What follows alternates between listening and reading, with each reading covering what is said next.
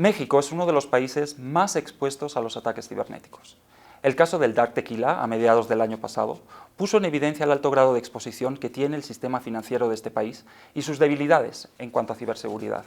En el programa de hoy hablaremos de esta realidad que afecta a millones de usuarios en el mundo y que a México le cuesta muchos millones de dólares al año.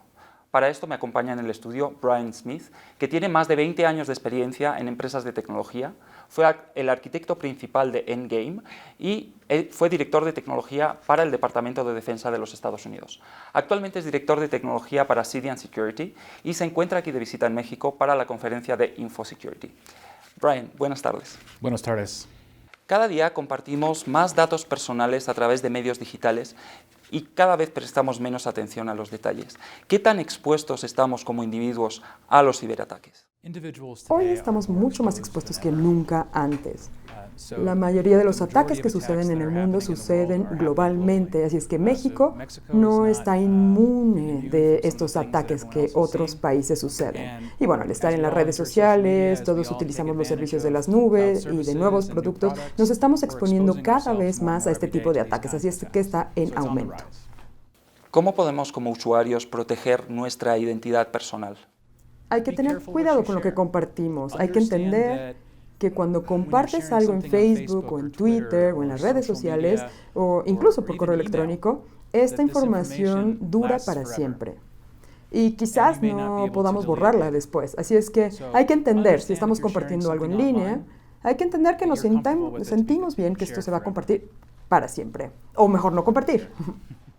Es una realidad que en América Latina y especialmente en México tenemos un foco rojo en cuanto a ciberseguridad.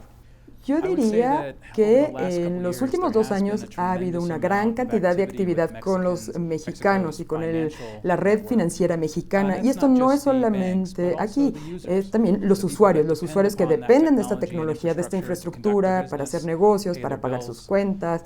Todo esto, yo diría que sí, trae una red luz a México y a Latinoamérica en general. Y bueno, en cuanto al sistema financiero, tenemos que ver que el gobierno y que la infraestructura e incluso la educación sigue siendo un lugar donde pueden suceder este tipo de incidentes. Entonces, bueno, no estamos en alcance tradicional, pero bueno, sí, sigue siendo una amenaza potencial. El año pasado sufrimos en México un ataque de un malware conocido como Dark Tequila, que utilizó una técnica de spear phishing. ¿De qué manera se infiltra este tipo de malware en nuestros sistemas? ¿Y es tan fácil que suceda? Sí, tristemente sigue siendo muy fácil. Dark Tequila infectó a los usuarios a través del spear phishing y también a través de USBs, que pues es una variante que no está conectada en línea. Y bueno, lo que generalmente es que parece que vienen de alguien que confiamos. Y entonces, por lo tanto, los usuarios son susceptibles a fallar en este sentido. También lo que hizo Dark Tequila, que fue algo muy sofisticado de hecho, es que simplemente mostraba si se buscaban más software de seguridad. Si había un software de seguridad instalado, no hacía nada más, era la primera instrucción. Y si, por ejemplo, estaba dirigido o si encontró la infección de alguien más en México, quitaba esa infección también. Entonces era pequeño, se mantuvo enfocado y debido a esto se mantuvo como una amenaza inactiva. Está este malware desde el 2013, pero sigue siendo una amenaza activa. ¿En qué están trabajando ahora las empresas de ciberseguridad como la suya para poder prevenir o, en todo caso, eliminar estos malwares de los sistemas ya infectados? Una de las cosas que sentimos que la gente necesita hacer y en lo que se tienen que enfocar es la capacidad de poder detectar que sucedió un ataque como esto, de ver estos ataques, un comportamiento inadecuado que está sucediendo. En promedio, requiere 6 meses globalmente para poder detectar que algo sucedió. Así es que lo que estamos haciendo es que estamos trabajando con los negocios en México, con las personas y con organizaciones de gobierno también para evaluar sus programas de seguridad, asegurarnos que están haciendo lo que necesitan hacer sus programas de seguridad. Y no es la tecnología, eso tiene que ver con la gente, con los procesos, con la tecnología, para que la detección sea lo más temprano posible, para que se pueda erradicar y quitar esta amenaza lo más pronto posible. Usted trabaja muy a menudo en México, de hecho su compañía tiene presencia tanto en Estados Unidos como en México. ¿Cómo evaluaría usted los sistemas de ciberprotección, digamos, que tiene tanto el sistema bancario como a nivel de gobierno para protegernos contra estos ataques?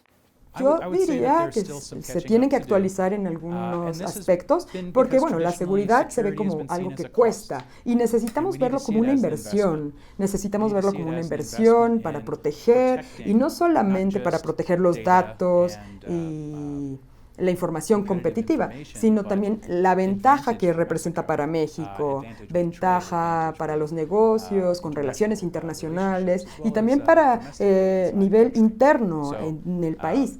Y eso es en lo que nos enfocamos principalmente. México es uno de los países que más emprendedores fintech están apareciendo todos los días.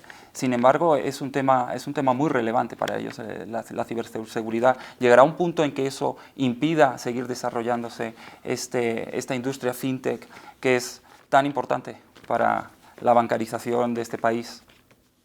Bueno, la amenaza para ellos es si una compañía aquí estuviera desarrollando un nuevo producto, por ejemplo, no sé, a lo mejor tienen tecnología de punta. Si le robaran esa tecnología, que un ciberatacante lo podría hacer, entonces quizás no tengan tantos incentivos para seguir creando estos productos aquí que afecta el avance y los empleos que se podrían generar y la tecnología también que se desarrolla aquí. Así es que sin duda, los desarrolladores de fintech tendrían que estar preocupados con esto, pero a la vez también, mientras más gente esté desarrollando estas soluciones de fintech, entonces pues también se vuelve más seguro para la gente que lo está utilizando.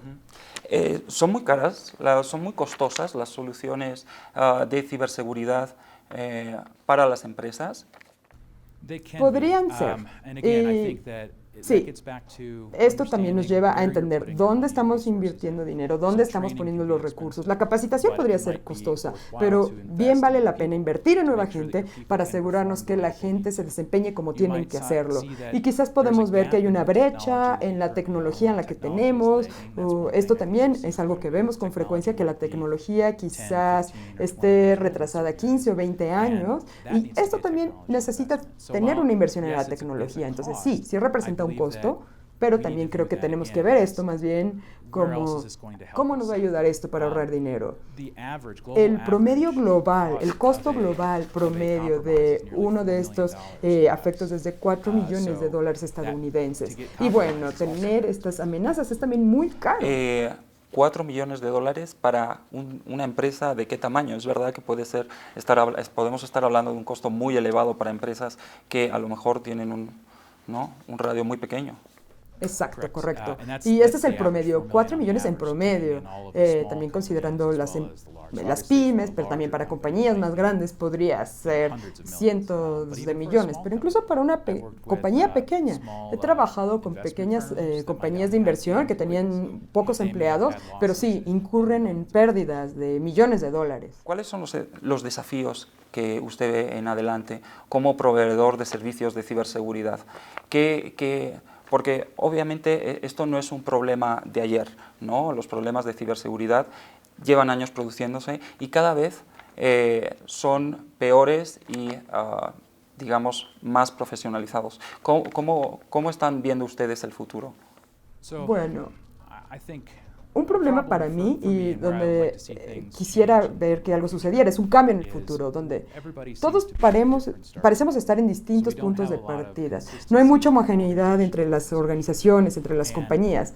Y no sé, por ejemplo, el IOC 2017 o este framework del MITRE ATT&CK.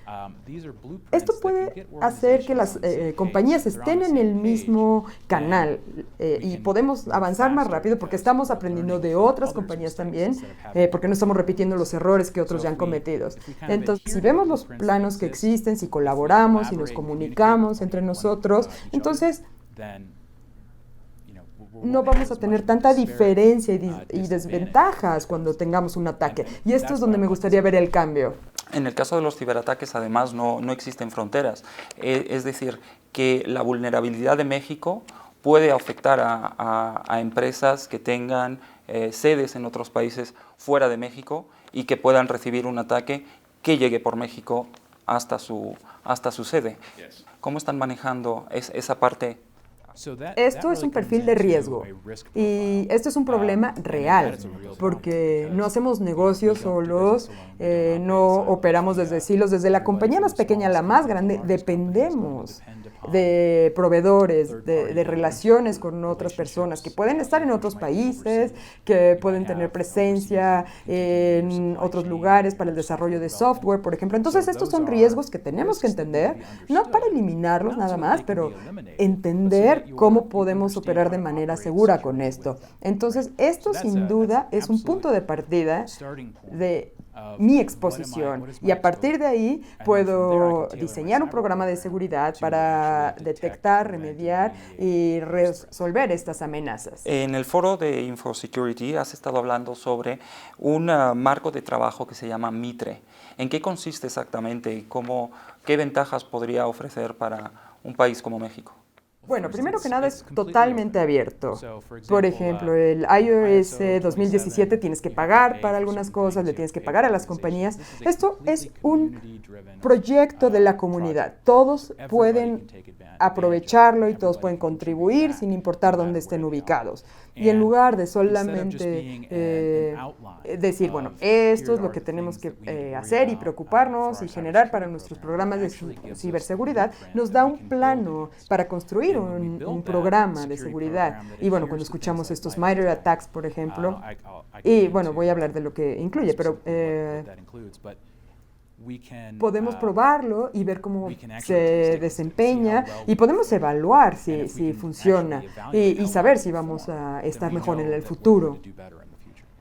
¿Existe ya la infraestructura, la posibilidad de aplicar este esquema de trabajo aquí en México? ¿Cómo funciona exactamente? ¿Cómo puede entrar una empresa en este sistema?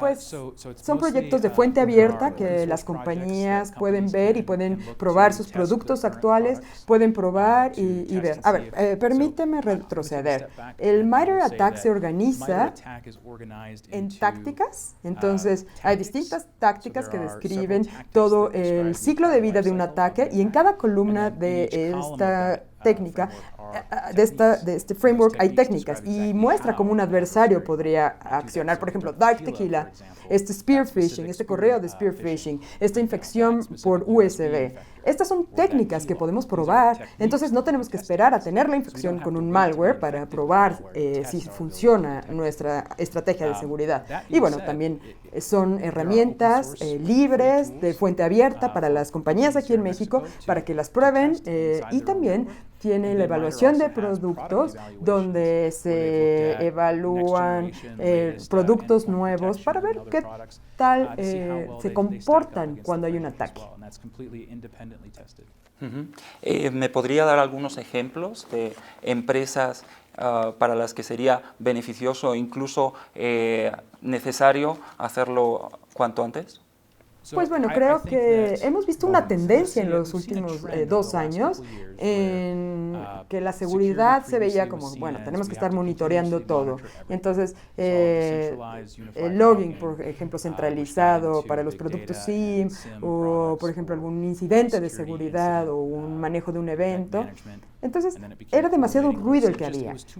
Pienso que las compañías tienen que darse cuenta que el enfoque tendría que ser en el punto final, en la seguridad del endpoint, porque ahí es donde todo va a suceder, junto también con la protección contra phishing y algún tipo de visibilidad de perímetro para que los eventos se puedan correlacionar. Pero la protección del endpoint va a reducir la cantidad de ruido para que nos enfoquemos en lo que importa. Pues muchas gracias, Brian Smith. Pues hasta aquí llega el programa de hoy en el que hablamos con Brian Smith de cómo podemos protegernos como individuos, empresas y como país ante los ataques cibernéticos. Este es el gran desafío para el futuro. Soy Eladio González y los espero a todos los lunes y los jueves a las 6:45 de la tarde en Expansión por ADN 40.